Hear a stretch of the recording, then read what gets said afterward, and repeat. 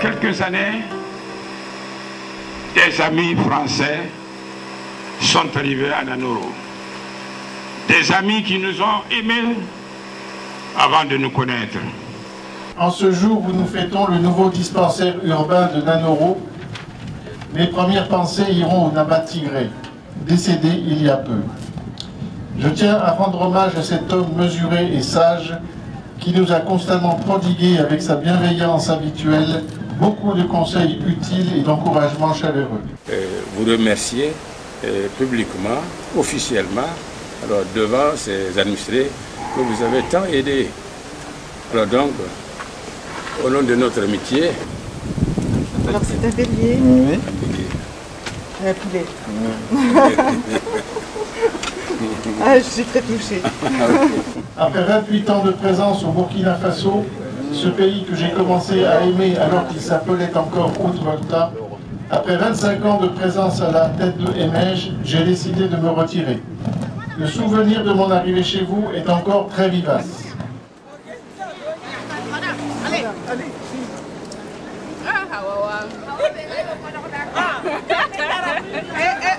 À Thiemnaoré, les sœurs Marie-Madeleine Boissino et Marie-Jeanne Amiot m'apprirent le plus précieux des commandements pour qui veut travailler ici.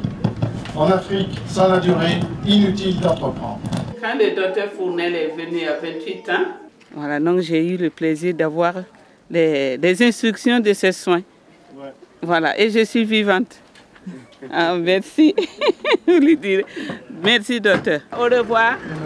Depuis 25 ans, l'entraide médicale Eugène Jameau œuvre dans le grand secteur de Nanoro. C'est à Somassi, où nous mène une piste tumultueuse, que se révèle la grande solitude et l'immense dénuement des dispensaires de brousse. À Pella, qui compte à peu près 20 000 habitants, enfin le secteur, vous avez reçu pour les 6 premiers mois de l'année 93 la quantité de 200 comprimés de chloroquine. Vous soignez une vingtaine de personnes et après c'est fini. Aide logistique à la réalisation du programme élargi de vaccination. Le nombre d'enfants bien vaccinés, à quel pourcentage? C'est encore faible. Approximativement, c'est 20-30%.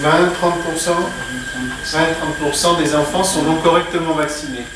Aide financière d'urgence pour des malades sans appui. J'ai eu le privilège, je crois que c'en est un, de voir le début des actions de l'entraide Eugène Jameau. Créée en 1990, la caisse d'entraide a fait la preuve de son utilité. Je suis pour l'instant toujours le responsable de cette caisse et nous avons eu à aider un grand nombre de malades, soit dans l'achat des médicaments, soit dans l'évacuation vers d'autres hôpitaux. Aide médicale collective, avec par exemple en 2007 la fourniture des médicaments nécessaires au contrôle de la grande épidémie de méningite cérébro-spinale. Le CSPS assume, depuis les premiers jours de février 2007, la couverture des soins de santé primaire et a su prendre sa place dans l'organisation sanitaire du district. La dernière épidémie de méningite cérébro-spinale lui a permis de démontrer toute son utilité. C'est à Soum qu'on a compté le plus de cas, en même temps qu'une des plus faibles mortalités. Que serait-il advenu en absence du CSPS? Création des premières pharmacies villageoises dès 1992. Une consultation de brousse, c'est d'abord le calme. Les malades attendent tranquillement. D'une voix sourde, chacun expose son problème. Ici, c'est l'homme qui explique ce dont souffre sa femme.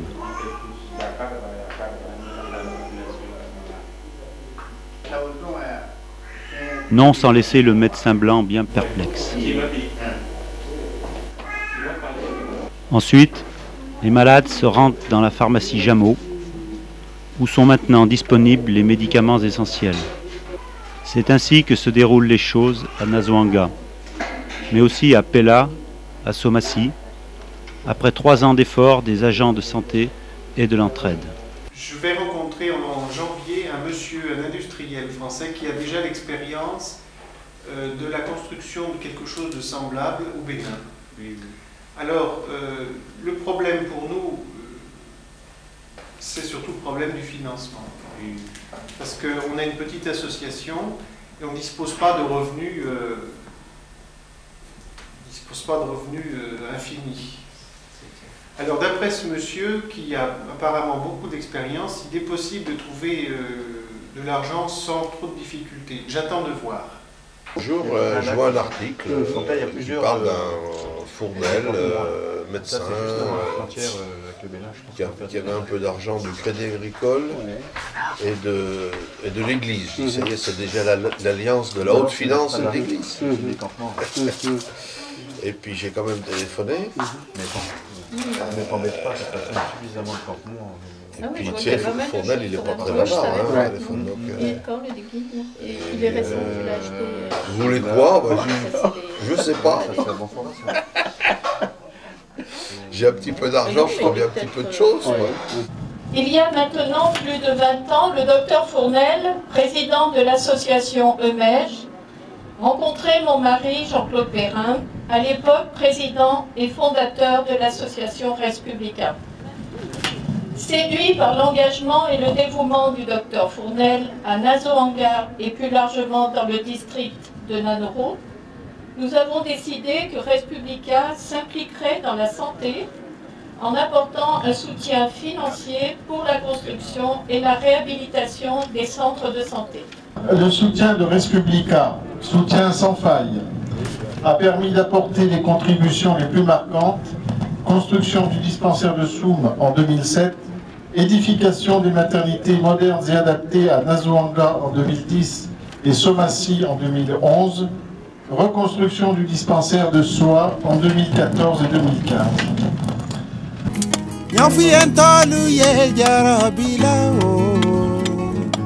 Misikina bekadi anye korolo Ulunyante nyona Bona lutu ye nyona Dineni mobalu Nyedu nyodia Ulunyante nyona Bona lutu ye nyona Dineni mobalu Nyedu nyodia Gani nyonyi lele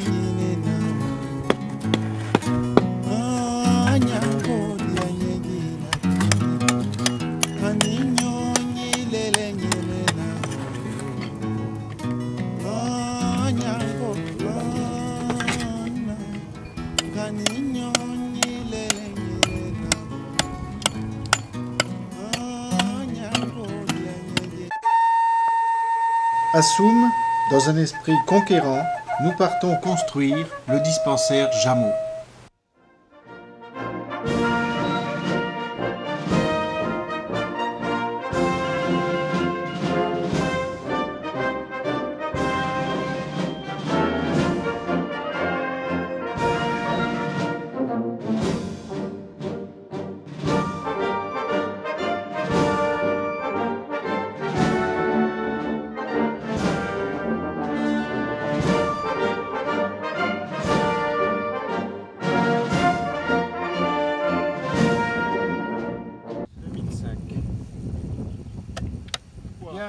La première fois qu'on est venu ici, la toute première fois qu'on a décidé de faire le dispensaire, on est monté avec le docteur Guigende et on est monté là. On a dit que ce serait ici. Voilà. Bon, d'accord. Voilà.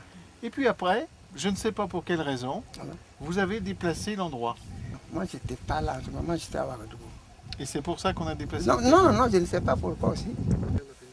On va faire un chauffage.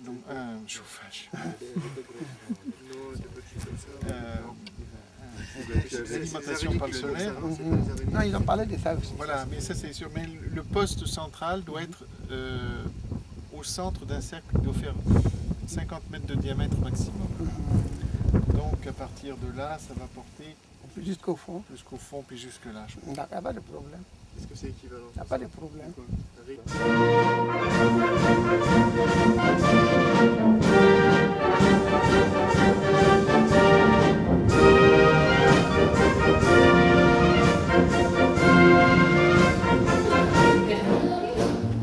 L'installation de l'électricité, même pour les spécialistes, doit tenir compte des réalités africaines. Je suis sorti nulle part. Est-ce qu'il y a des faux plafonds? C'était pour déplacer le mien. Il a dit que vous allez placer l'histoire du là-haut. Le solaire, oui. Voilà. Oui. Et maintenant, c'est comme ça. Mais où donc ça ressort, les gaines? Il a dit que c'était là-haut. On peut ouvrir, là? Non, non, on ne peut pas ouvrir. C'est plafonné.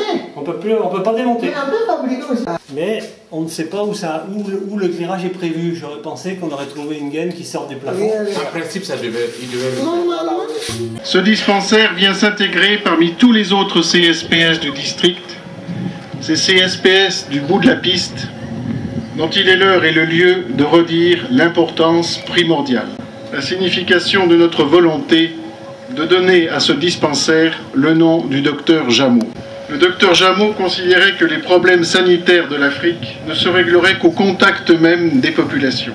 Jameau remporta des victoires décisives sur le terrible fléau de la maladie du sommeil, qui ravageait alors votre région.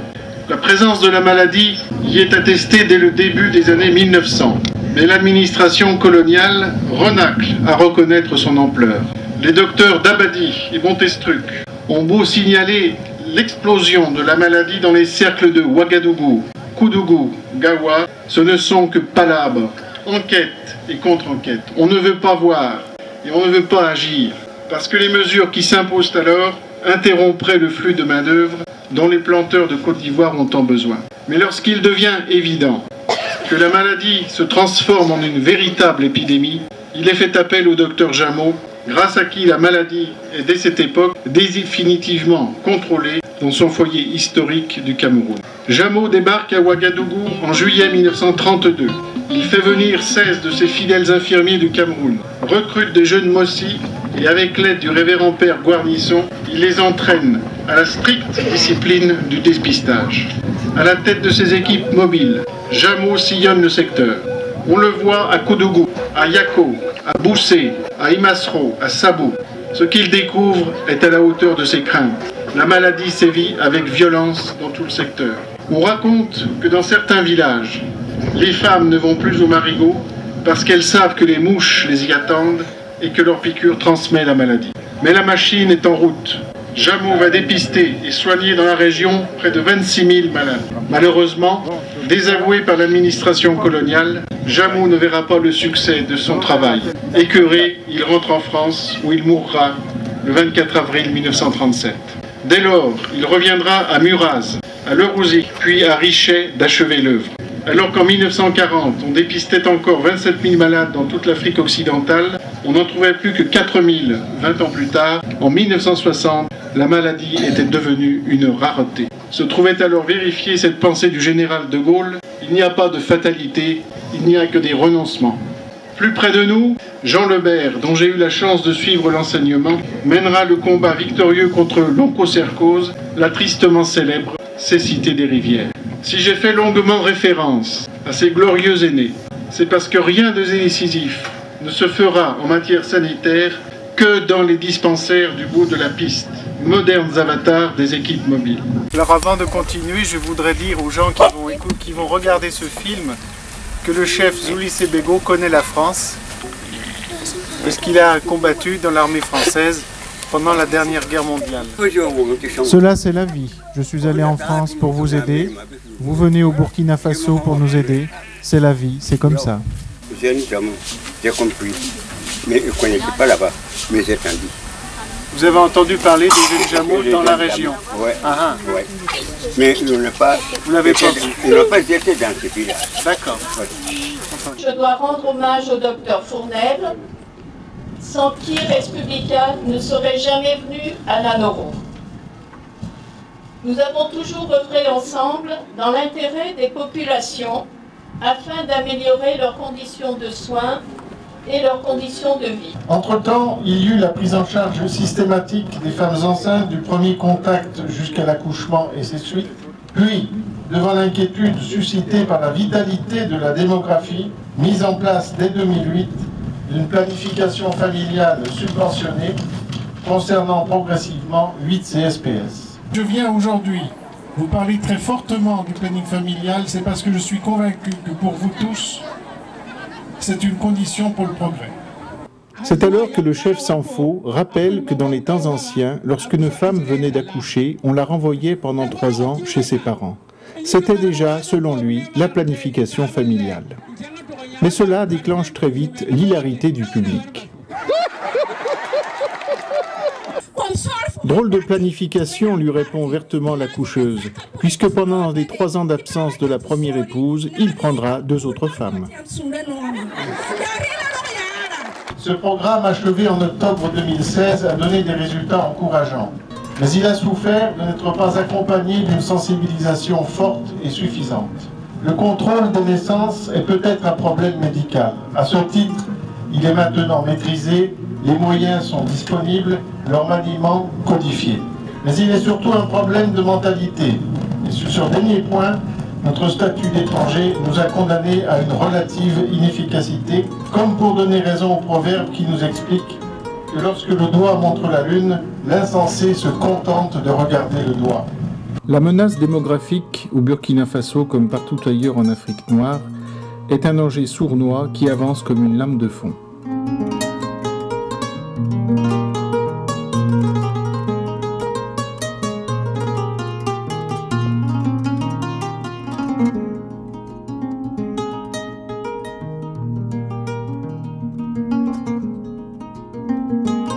Ceux qui connaissent le docteur Fournel depuis 25 ans savent que le lion n'envoie pas dire qu'il va rugir, il rugit. Et pour vous faire comprendre ma sévérité,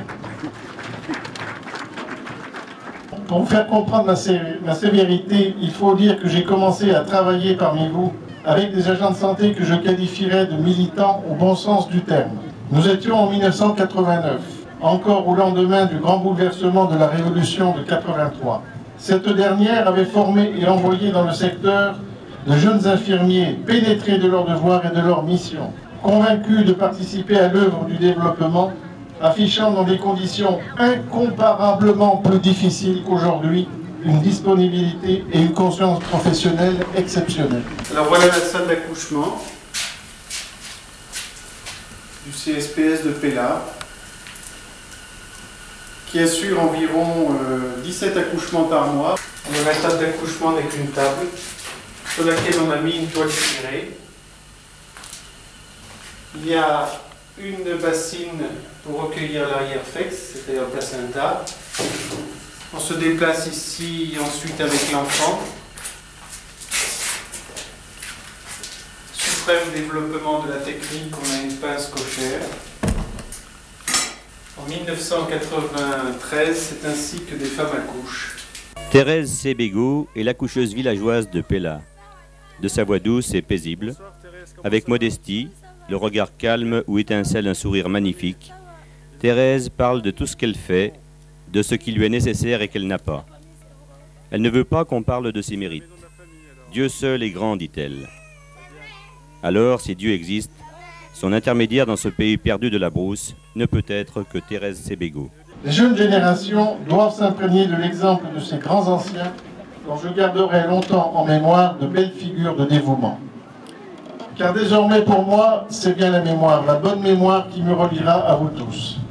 L'avenir de MH passera désormais par Françoise Deville et sa nouvelle équipe, dont les compétences reconnues de sage-femme et d'infirmière apporteront à l'ensemble des maternités isolées un appui considérable.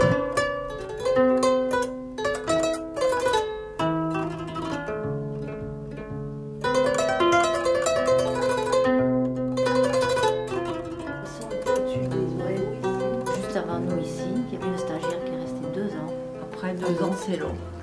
On y va? Allez, on y va. Allez, allez travailler. Ça va un peu.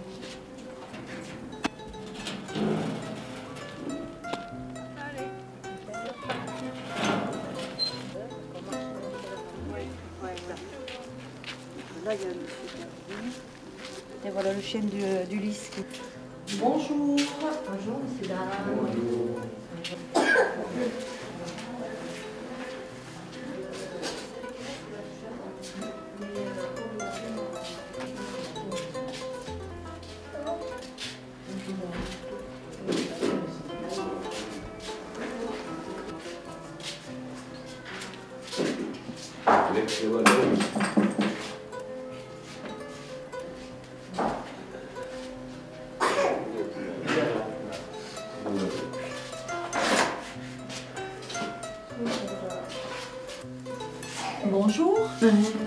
Bonjour. C'est vrai,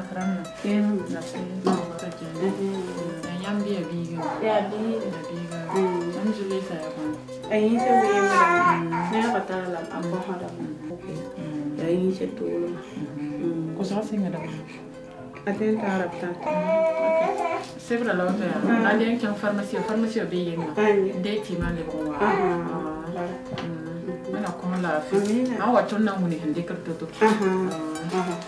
L'aide sanitaire de Somacie est beaucoup fréquentée.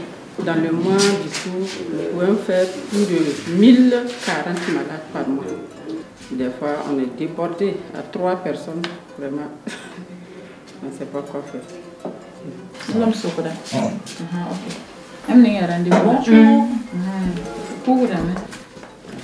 Il veut Roger. Ah, il veut qui va aller. Il y a son la fille. Ah non, il y a son. Tout mal à Milan Pure. Il y a autre. It's landing and being in Kabi. Ah, il y a ça que demain. Ok, ça que de soma. Ah, il veut qui va aller. La fille. Ah, paracétamol. Et puis là.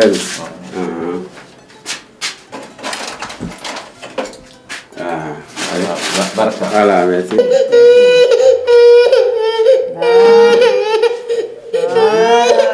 Oh, regarde. Et mal à la tête. Mal à la tête. Voilà, c'est au deuxième trait, donc c'est positif. On s'arrête là. Donc moi, je m'arrête là. Non, je poursuis le reste. Eh oui. Ok. Mieux, mieux. Je t'ai pas là. Et là, 32...